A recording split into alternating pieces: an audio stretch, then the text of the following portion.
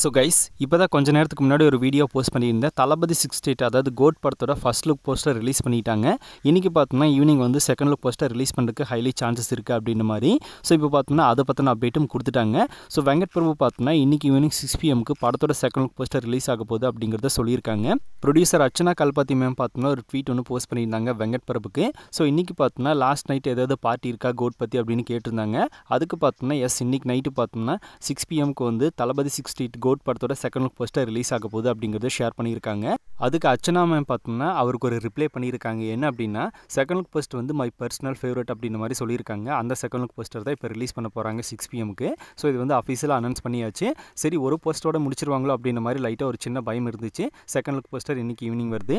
New year start ஆகும்போது 12 AM பார்த்தோம்னா second look poster release பண்ணுவாங்க அப்படின்னு எதிர்பார்த்து பட் அப்போ ரிலீஸ் பண்ணல. ஆனால் இப்போ பார்த்தோம்னா அஃபீஷியலாக 6 PM ரிலீஸ் பண்ண போகிறாங்க. ஸோ செகண்ட் லுக் போஸ்டர் நம்மளுக்கு கிடைக்க போகுது.